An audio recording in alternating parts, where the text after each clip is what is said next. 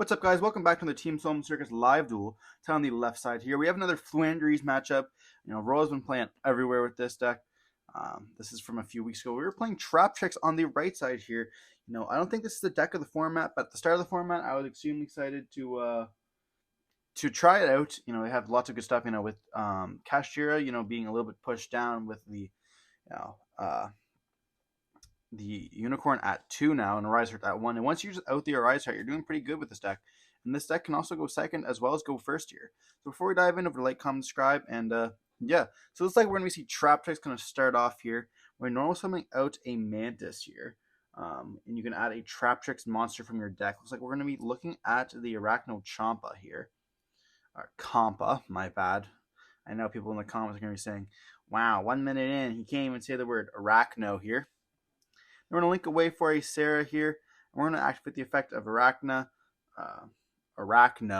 summon it out, and then they're going to hit it with the Imperm, and we're going to be able to get the effect of it as well. He's going to target the Arachno instead.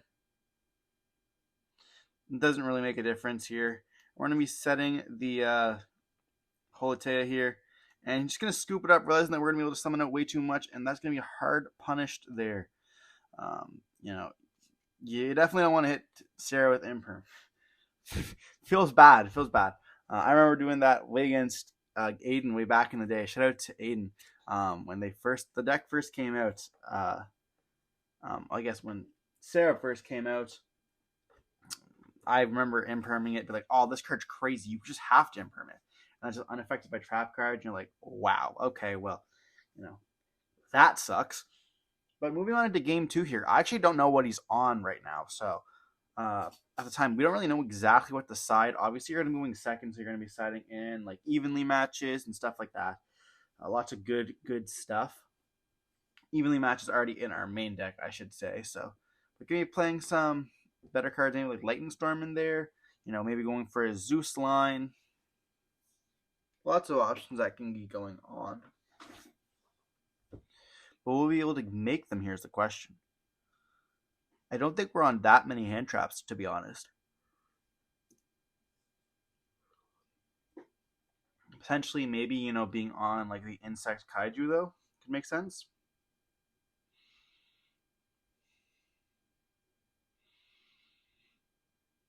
But, diving into the second round here, or game number 2, we're going to be seeing the Floowandereeze deck going first here. I'm going to set 1 card, set 2, and pass. So we still don't even know what they're on here, which is kind of unfortunate there. But we're going to have to play into it. We're going to be normal something out in Mantis once again, and they're going to learn their lesson here, hitting it with the Imperm. And this one is affected. It's only unaffected by whole trap cards. And then we're going to link it to Sarah. So we're going to activate the Parallel. Parallel is going to summon itself out, and then summon out another version of itself, making them both level 4. So now we do have easy access to a rank 4 engine, as well as, having Sarah here. We're going to go for a copy of Tornado Dragon here. Activate the effect, getting rid of an Advent. So now we know they are on Floowandereeze here, and they have no birds in hand, which is kind of interesting. And we see they have 3 spells in hand. They show someone else, like, wow. We're going to activate the Arachno here, going to activate the effect, summon itself out, and then we're going to be able to set a trap card with the effect of Sarah here. And now we know what we're playing against. I don't really know what we do. Flipping a face down, we don't have any special summon ones. It's not really the best here. Maybe just going for a Holotea is the play. Going for a Floodgate trap hole here.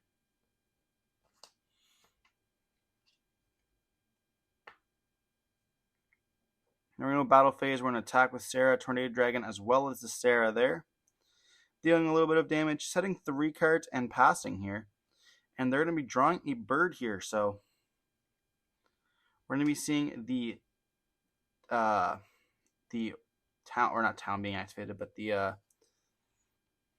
map, as well as the Wandering Winds, I think it's called. I don't even know. And then we're going to activate the Tornado Dragon, popping the map. They're going to normal summon out Robina here, activating the effect here. And if we have nothing to stop this, and even an Imperm won't stop it because they do have the Advent, and they wouldn't set Advent if they didn't have another one in their hand.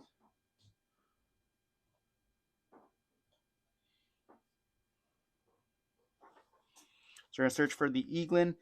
Then they can normal summon the Eaglin as well.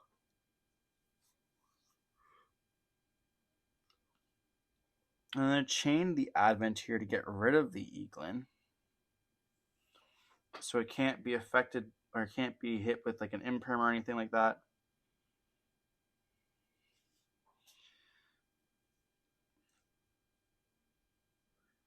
You want to read the Floodgate. You know, they'll be able to tribute off some of our cards here, which is going to be kind of problematic.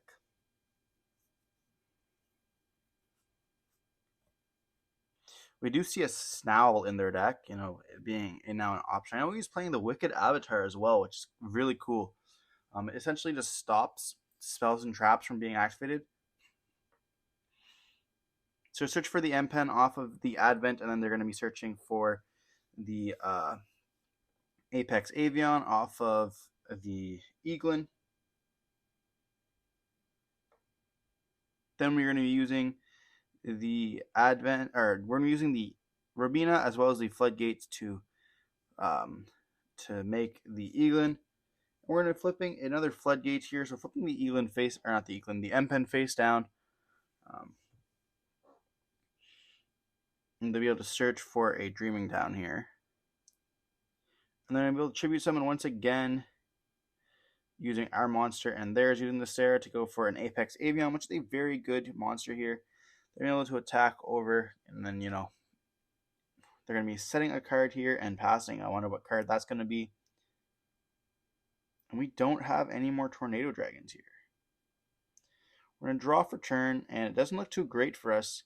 We're going to activate Raigeki. They're going to obviously have to Apex Avion negate that. Then we're going to attempt to go battle phase. We're going to activate the Dreaming Town instead. Normal summon the Eaglin, activate the effect here, and we're just going to scoop it up, realizing that we do not have enough. But now we're moving on to the all-important Game 3 here.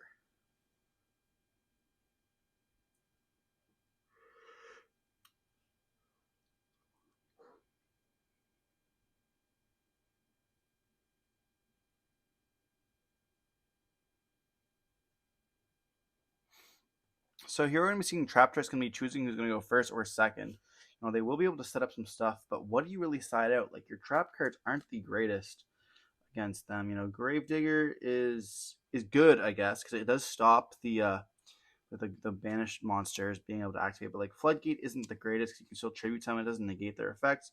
Terrifying is just absolutely horrible, as well as the Nightmare. Doesn't do anything at all versus the deck. You obviously are going to side in like cards like Judgment as well, because, you know, being able to stop a normal summon is going to be huge.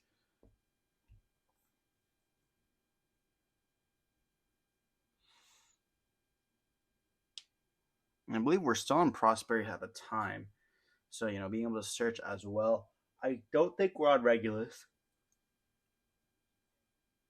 so unfortunately, you know, we won't be able to set up a negate, which would be very nice to be able to set up.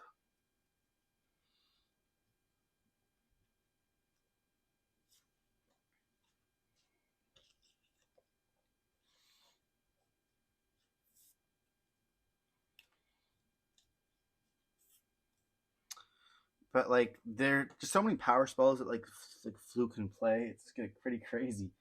I'm not really sure how this match is going to go, to be honest. I forget how it went. This was played like 2 weeks ago, to be honest. So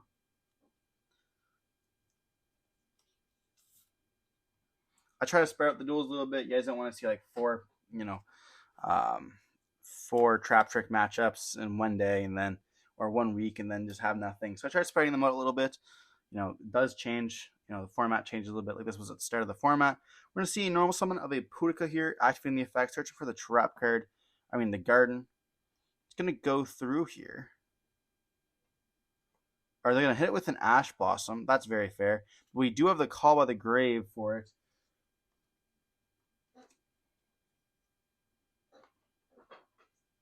So we're going to search for the garden there.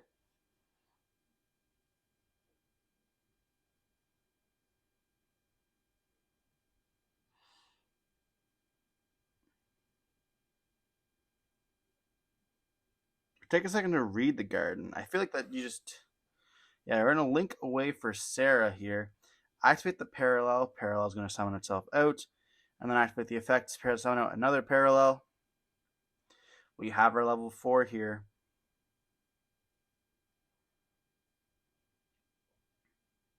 And I guess Rafflesia here could be the play. Yeah, we're going to make it a Rafflesia there. Now protecting us from the Nibiru, but they don't have very much else here. As well as we're not getting that much Traptrix monsters effects activating here on this turn. That means we're not going to get Sarah, no setting, no traps. We do have the Arachno, so we're going to activate the effect. It's going to activate, and we're going to be able to set off of the Sarah here. Deciding to not set the burn one. It's kind of interesting. We're going to set another card, and then we're going to pass.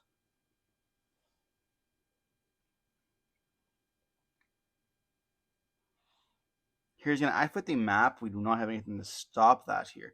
Maybe we should have made Tornado Dragon instead.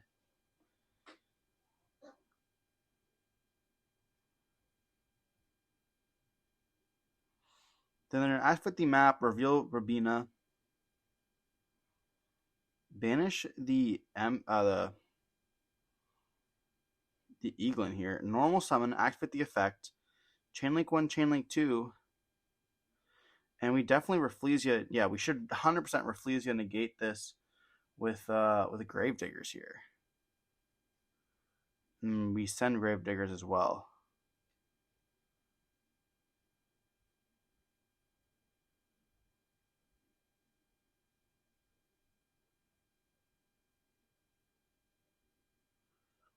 They're going to chain the effect of Advent here.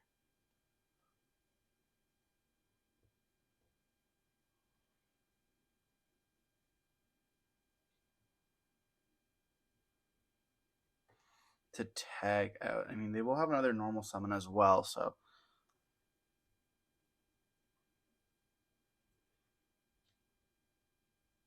They're going to search for their Stree. And then we send for cost, I think, anyways. So we're going to send the Gravediggers. We're going to take a 2K here. And then it's going to be negating the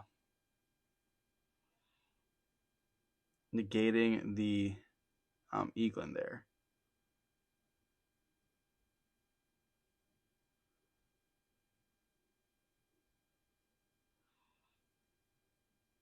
So they are going to be adding off of the Rabina. They can just add Stree here. It's not going to make any difference there.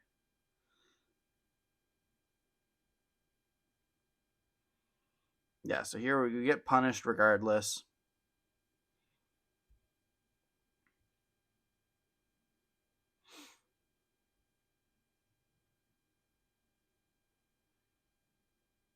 But we'll be able to activate the Sarah effect here to set another trap card. I'm not too sure what we're going to be resetting or what we're going to say. We're going to set a Holotea, I guess, for the follow-up. That makes sense to me.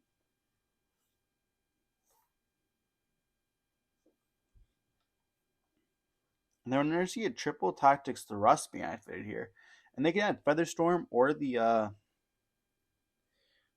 Dreaming Town if they want to. I have lots of options.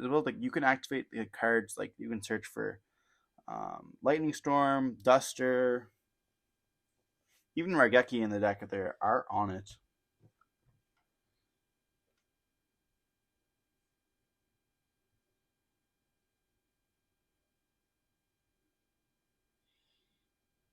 We're going to see them search for the Feather Town or the Dreaming Town here.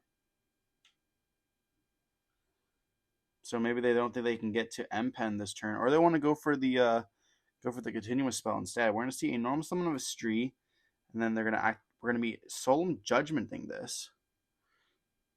They're going to be able to set one card and pass. So this is what the greatest thing about being able to stop a normal summon.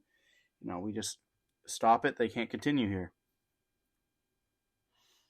Do have the trap card, which is very nice. You know, having like almost the exact counter that's needed. We're gonna go into the main phase here. Turn the Arachno into attack position. We're gonna activate the Holotea here.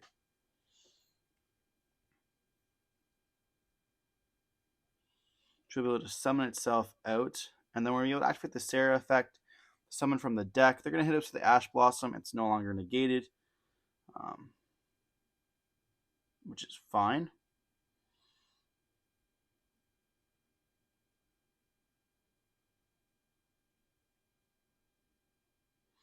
So where you find something that you can reset, I don't really think that there's anything that like, I guess you could go into the XYZ that resets, but you can't activate it this turn, so it's like kind of hard.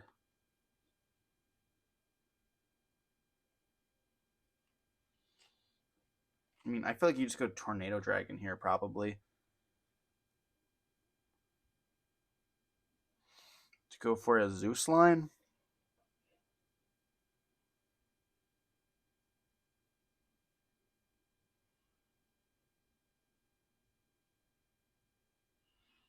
They have one card in hand, and I know it's Toucan?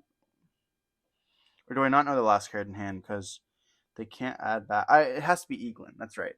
So they have Stree and Eaglin in the banish, as well as Robina. So we're gonna go for the Alomaris here.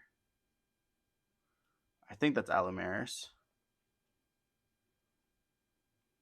No, that's not. That's Ping. So we're gonna go for the Pingula. They're gonna activate the effect here of the Dreaming Town.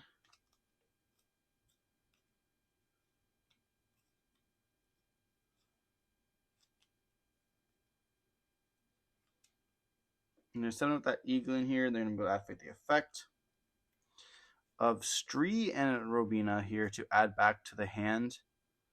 And then we're going to be chaining the effect here. And we don't have another copy of Gravediggers, do we?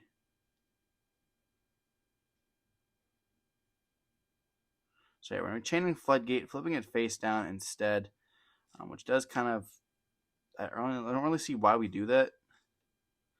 I guess we want to set off of Sarah here, but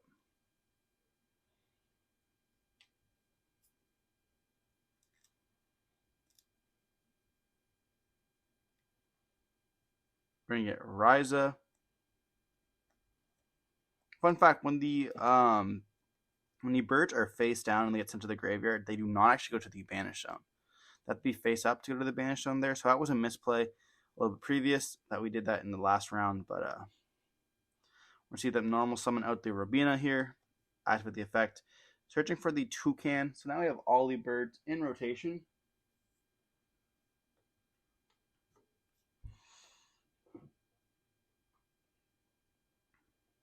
And then they're going to be normal summoning out the Stree.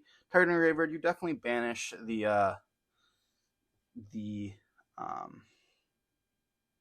I don't even know what they banished there. Unfortunately, we do see the graveyard cutting off. It is a trap card. I believe it might have been Holotea.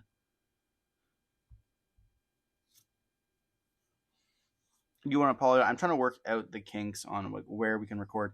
You know, I can't always record at the same exact spot. Fortunately, it's due to players that don't want to, that are just sitting there at the time. Then they're going to go into a Ryza here. Ryza will be able to target the Ping and the Sarah here. But I think you can't target anything other than Rafflesia. Other than if it says Rafflesia has to have materials on her.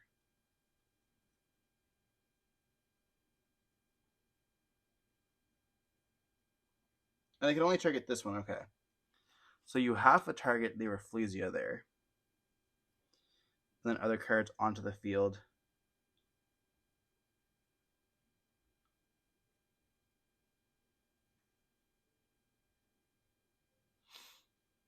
And he's trying to think like, should he bounce back his own Ryza or not? Which is kind of difficult. We're gonna flip up the Floodgate here, flipping it face down. It's gonna bounce back to the hand here, so that's a misplay for us. I thought that if it was flipped face down, it's no longer that same card, which is why I decided to flip it face down there. But it just says return it, so it does not say return that target. So that is unfortunate there.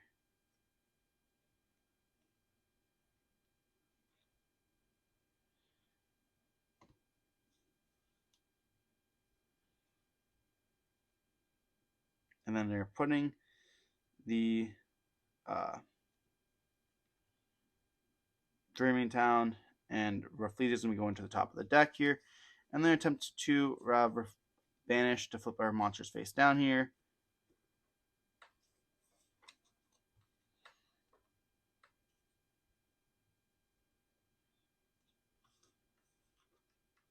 Trying to add back with that toucan there.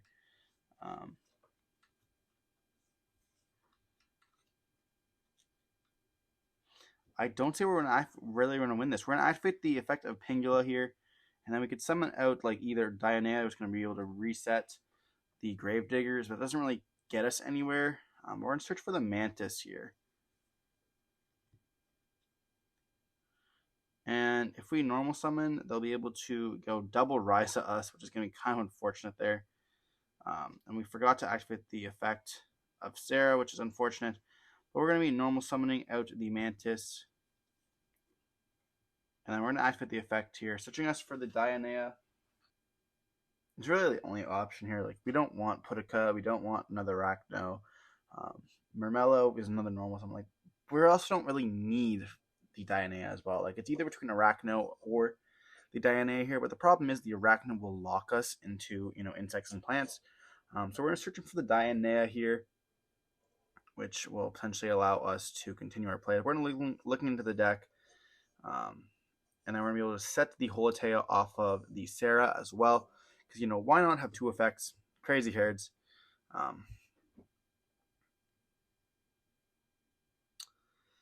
And yeah, so here we're having a little bit of a time dealing with this hand here. We do see a buffer mat. We're going to activate the Traptrix Garden here, which will allow us to normal summon once again the Dianea here. And then we can activate the effects if we want to. We can summon one from the graveyard. There's no really need to do that because we want to be able to once resummon it and then be able to activate the effects. So we're going to be making a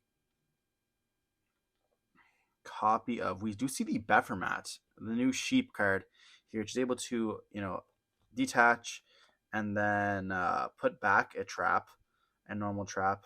We're going to be seeing the Floodgate being put back, and then we draw one card, which is super cool, from the new set. And then we're going to activate the effect of the Garden here, banishing the Sarah, summoning out Dianea. Dianea will be able to reset the Gravedigger's Trap Hole here, because we have not activated the effect there. And then we can link off the Dianea into a Sarah once again. Obviously, we want to go battle phase first to do that, because, Sarah doesn't have that much attack, unfortunately. We're going to be seeing the sheep we're going to put up life points there. He did gain 500 off of the 2000s. We took 15 earlier. And we're going to attack the sheep into the Rabina. And then we're going to attack with that. And then we're going to be seeing the Pingulas going to attack. I think Pingula is 22 as well.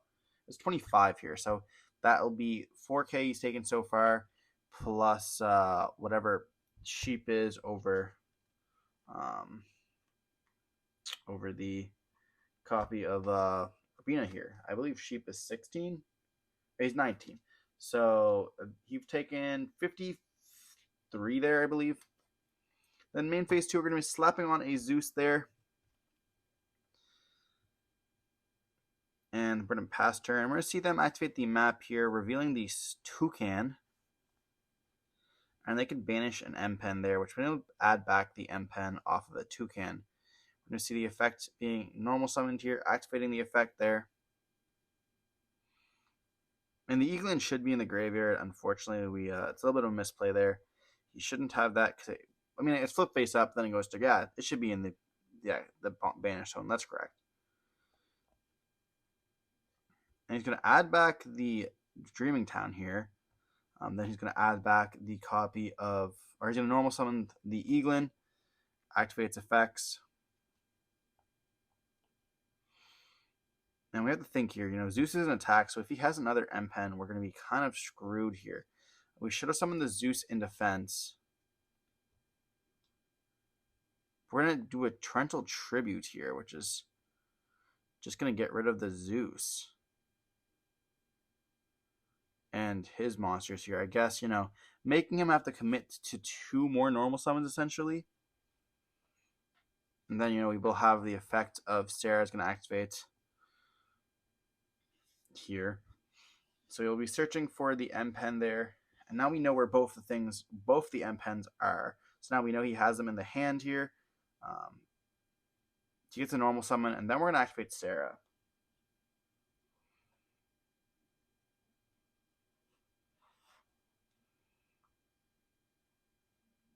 He gets a normal summon, and then we get to activate Sarah here, as well as the Rubina is going to activate. He gets to build his chain links. And then we're going to go Sarah as well as Pingula. And then we're going to be able to steal the Toucan here, which is really nice. And then we're going to set a Floodgate here as well. Or, yeah, I guess we're going to be setting... We activated a trap, so we have to summon out a monster here.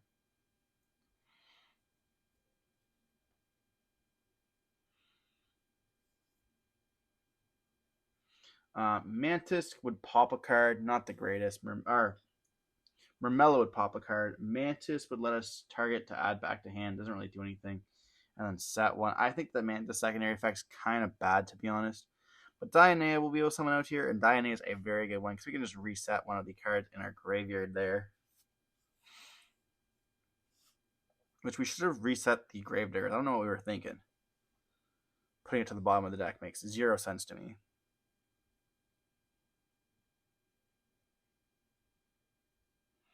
Then we go for an M pen there. We're going to be summoning back out the Mantis. But that is when it's normal summoned. We did not normal summon it. Then we're going to see Seraphix going to activate as well. We should have flipped the N pen face down. What are we doing? This is just... I know we're approaching time here. But this is still doesn't really make any sense to me. And then they're going to be playing the field spell here. Or the continuous spell. Using the Eaglin and then the Holatea, which we could have chained. I guess we can't really chain it. And then we're going to be putting the Garden on the top of the deck there.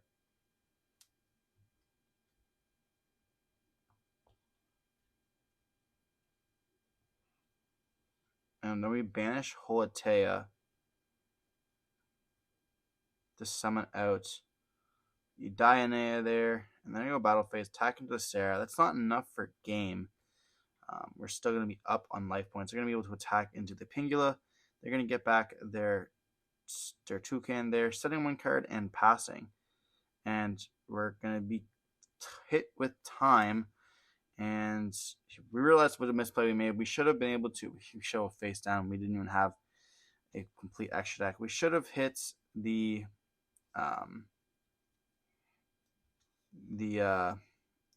banished cards that was activating there, which was kind of rough. But we see that the Traptrix player ended up taking the win here because of time. Unfortunately, you know, time is a factor. I'm glad that we now are up to 45-minute rounds per regular state, which is very nice. Let me know in the comment section below what you guys would have done differently in this duel. And if you guys enjoyed the video, don't forget to hit that thumbs up button, as well as subscribe to the channel. We're on the road to 5K, hopefully by the end of this year. And thank you very much for watching, and don't forget to stay safe. Peace.